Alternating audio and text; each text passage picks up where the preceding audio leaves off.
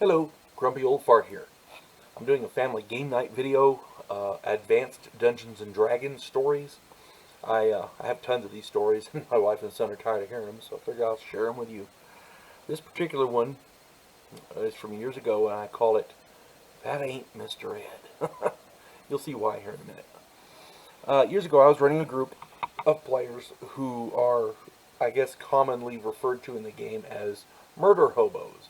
For those of you who aren't aware, a murder hobo is a character that murder hobos kill everyone that they come across. They just kill everything and rob it. And they do that until someone, usually guards or the military or townspeople, chase them away. And they just, if there's a person out there with two copper pieces to rub together, buddy, they're gonna get it. And they don't mind killing everybody in their path either. They're murder hobos. They don't have a job. They run around killing everyone and stealing what they can. And these players did exactly that. They robbed everyone and did everything they could to flout authority and destroy things. And they were excessively good at it. I mean, for not really planning things out, it seemed to work out for them.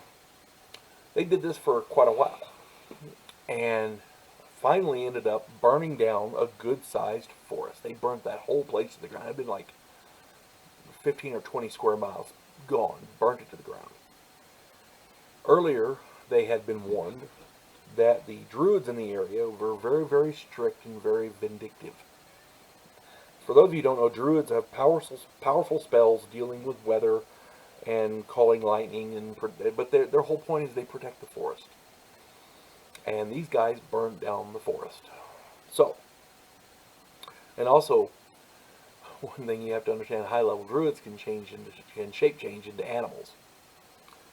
Makes it kind of hard to find them. So, over the course of several years in game time, after this incident with the forest, the group suffered some extreme bad luck. They couldn't hunt worth a crap. They had a ranger in the group, and he couldn't find anything to kill. I mean, there was just nothing out there. No matter where they went, they traveled to different forests and different areas, and just there was nothing. He couldn't find nothing to kill to eat. The forest animals at night would steal their gear. You know, a ground squirrel comes in, grabs a dagger and runs off with it, or whatever. And in the course of their travel through forests, animals would attack them. A moose, bears, wolves, packs of wolves would stalk them. I mean, it was just ridiculous.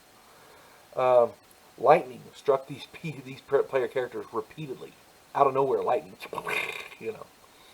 The weather was always unfavorable. These guys could never ditch a rainstorm, snowstorm, hail, you name it. Anything bad that you could imagine in weather, they were running across it every game. And they just everything, just never had favorable weather.